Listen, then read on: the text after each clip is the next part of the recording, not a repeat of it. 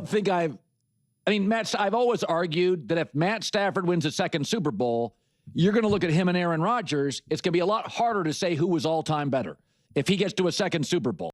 Because he was better early. He was better in high school and college. He's better late.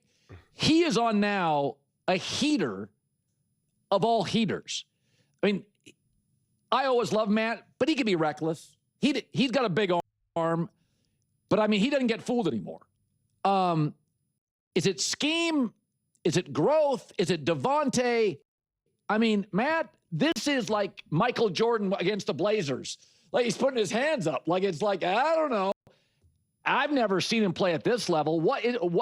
Describe why he is so hot. It's the fountain of youth. It reminds me of Tom Brady. As this guy gets older, he gets better. Whatever he did in that immortal chamber there that they brought to training camp.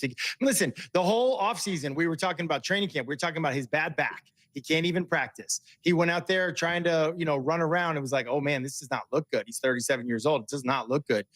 Whatever he did, whatever he is doing. Last night at postgame, he said, hey, I would like to thank the athletic trainers and all the people that have helped me get back from this back injury. This is the best football that he has played. This is the best he has looked. He looks younger. He looks like he's aging in reverse. His chemistry with Devontae is, ridiculous inside the 5-yard line. I've not seen any receiver have more 1 or 2 yard touchdown passes when the defense knows it's coming. It's either a fade or a slant. It's coming. And what do? They throw a fade or a slant for a touchdown. It's awesome. It reminds me of when Randy Moss was inside the 5. It's like you knew what was going to happen and it was inevitable. That's kind of what those two guys have been like inside the 5. But no, it's unexplainable. I mean, literally, I did not think he was going to make it through the season with the injury. Now this is the youngest and freshest and best. I mean, even last night on the broadcast, Chris Collinsworth is saying like, oh, you see this guy? He's like chiseled. He's got abs. We've been seeing him for years.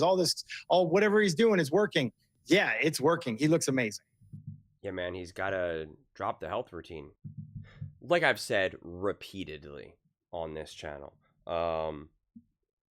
if Stafford was with a better franchise earlier on in his career, if he was able to get to the Rams and McVay, obviously McVay wasn't around for a big chunk, but if he was, Stafford would be in the GOAT conversation. He would be considered a bona fide all-time great.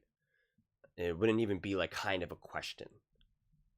It would not. I remember when he first went to LA, there was a lot of the conversations of like, oh, if he wins a Super Bowl, what does that mean for his legacy? And then even like after he won the Super Bowl, they were like, what does that mean? Blah, blah, blah, blah. And it's just like coaching and situation matters. That's why Colin trying to compare him to Aaron falls on deaf ears to me. Because yes, I understand Aaron was in Green Bay and was certainly better than Detroit and all that, but it's like, he did not have McVay with Puka Nacua, Devontae all at the same time, having Cooper Kupp and OBJ, like and then Von Miller and Aaron Donald and Sean McVay. Like he didn't have all of these things together. It's not magic as to why. The moment Stafford got to LA, he immediately had career high in passing yards and touchdowns, and he did them in the same time in the same season and won a Super Bowl. Right? Like that's not just magic. It's not just, oh, that's a coincidence. It's not what it is. Situation matters even for the greatest quarterbacks. And you need talent even for the greatest coaching staff. And you need a good enough roster, even for the greatest coach and quarterback, even when combined together. And so right now, this is just the perfect storm for Stafford. I'll say Stafford and McVay. I'll kind of just combine them together of just being able to run the offense how they want to and how to maximize it with a talent and roster combined together. And to me, that's what we're seeing more than anything. And so, and they have the defense to also allow them to be able to play how they want to play. And so, to me, it was the question about Stafford and this Rams team. It was always just health. It was always just as long as I was making all these takes back in the summer in like March, April, May, June, July, like as long as Stafford is healthy, this Rams team is a legitimate Super Bowl contender. I kept saying it's the foursome of Stafford, McVay, Devontae, and Puka. It's like I have a clip from July where I'm just like, they're a Super Bowl contender being slept on. And I was just like, that foursome, I said, like, they give me angst because I was saying, like, you know, I like to look at teams from the inside or the outside of, like, if I have to face the Rams, if I have to face the Chiefs, if I have to face the Eagles, you know, like if I'm an opposing fan base or something, you know, how do I feel about it? And I was just like, they give me angst. Like, they give me anxiety. Like, knowing that I had to go up against those four guys, I'm like, I'm uncomfortable. I'm like, oh my God. It seems like they can all just go off, right? It just seems like you could throw for 400 yards and they each got 202 touchdowns. Like, it just, it's uncomfortable. Like that's who they are. Right now, it almost feels like that they have the most dangerous offense because not only do you have the talent there and the execution, but you have the coach quarterback who you're going to have the highest levels of trust that you can possibly have. I kind of keep going back and forth between like, who do I trust the most in this immediate moment? Because to me, the best two coaches in the NFL are Andy Reid and Sean McVay. And again, I look at things through a coach quarterback duo, McVay and Stafford, Reid and Mahomes. And Andy Reid and Mahomes are the best coach quarterback duo of all time from my viewpoint.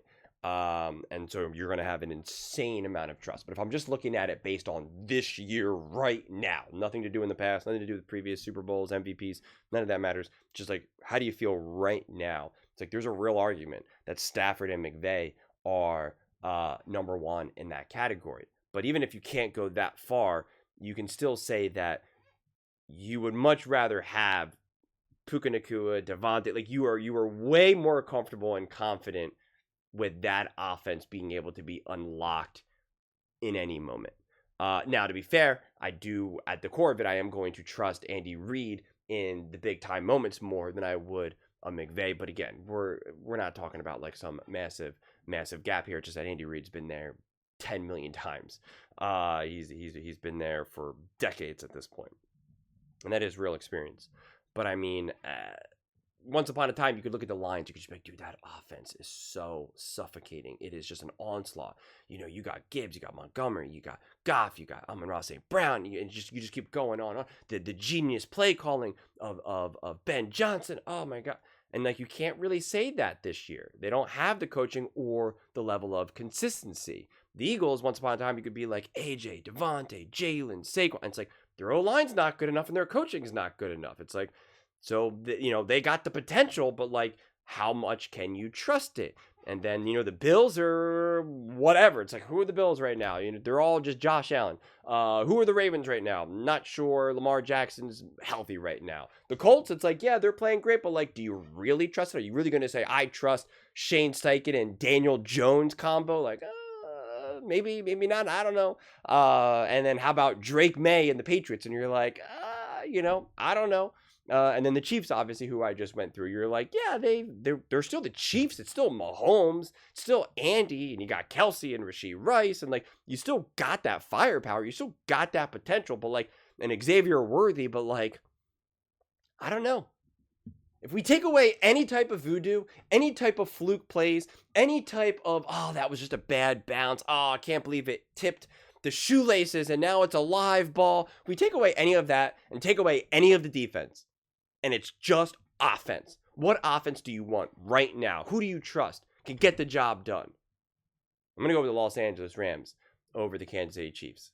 Now, again, not saying that I trust them more or less or this or that, but it's just like right now, my confidence level specifically in an individual offense is the Rams. And the core of that is specifically because of Stafford and McVay. But then when you round it out, obviously with Puka, Devontae, et cetera, you're like, okay, this is for real. Now, I could still make the argument that I trust the Chiefs more, number one. Like, it's funny because I'm thinking about making this list where I'm like, it's not who do I think are the best teams. It's not who do I think is going to win the Super Bowl. It's just who do I trust the most. and it's the Chiefs and the Rams. If I make it on a Monday, I could put the Chiefs at 1 and the Rams at 2. And if I make it on a Tuesday, I could put the Rams at 1 and the Chiefs at 2. The Chiefs, of course, deserve a lot of that respect because of what they've been able to do in the past.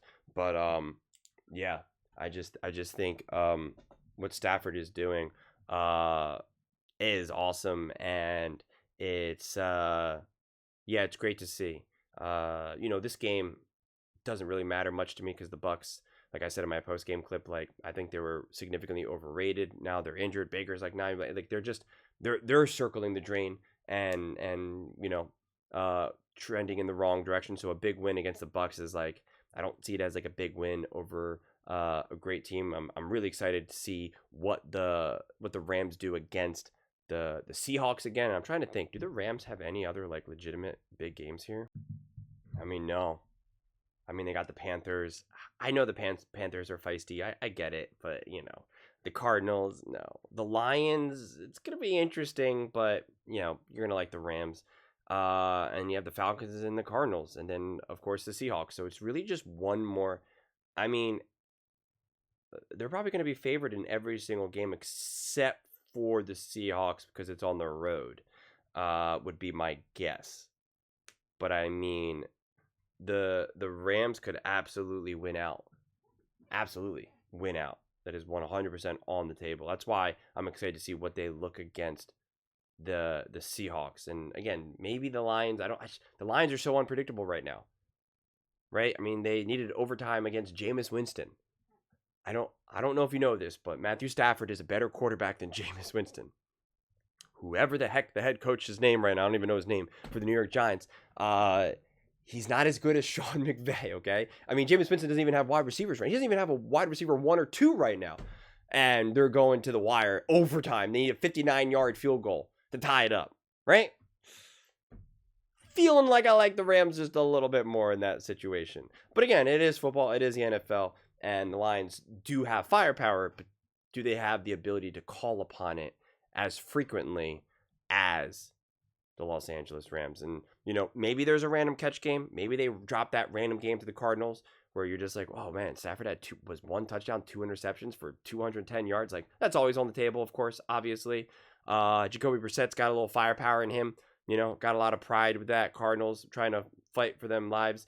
The Falcons, I don't know. Maybe they're going on a little bit of run with Kirk Cousins. I don't know. Bijan Robinson is trying to get to some other milestone. I mean, who knows? Maybe it's possible. But to me, really, honestly, the only game that matters to me is that Rams-Seahawks game. And even then, even if the Seahawks win that game, it wouldn't tell me anything. It really wouldn't even tell me necessarily anything. Even if the Seahawks blow the Rams out, like, it wouldn't be like, oh, that's interesting. I just that now means to me that the Rams are not as good as the Seahawks. I'll just be like, no, it just means like it's a coin flip in the playoffs, man. It's just a coin flip in the playoffs. It's gonna be like, I don't know. It's just we'll have to just see. Like it's crazy. This is a really. If you're a Rams fan, you're looking at the schedule, you're like, oh yeah, Bryce Young, Jacoby Brissett, like, let's go. Kirk Cousins, let's go. You're ready for this. But I don't know. Hopefully the Panthers are actually legit. Hopefully that game is actually tough. Again, I know obviously if you're a Rams fan, you're like, I don't want that. But like, just me as a fan who just wants to watch great football, I'm like, it'd be awesome if the Panthers can actually be a new team that's actually legit and good. And we're like, whoa, look at Bryce Young. He took a weird beginning to his career, and now he's leading the Panthers to win the division or something and compete in the playoffs. Like, I love it. But just because I'm here for the action. I'm here for the drama. But those are just my thoughts. I'd absolutely love to hear yours. What do you guys all think about the Los Angeles Rams? Matthew Stafford, Sean McVay. Is he playing the best ball of his career? Let me know your thoughts in the comments below. I read every single comment, so whether you agree with me or disagree with me, either way, let's get in some discussions, let's get in some fights, but ultimately, let's just have some fun. And please do consider subscribing. We are building an amazing community here, and I absolutely love to see you part of it. I want to build something that we all generally feel connected to, something that we're really excited to be part of. I think we're well on our way to doing it. Please don't forget to give this video a thumbs up, as it really does help the visibility and the algorithm. Thank you so much. See you next time.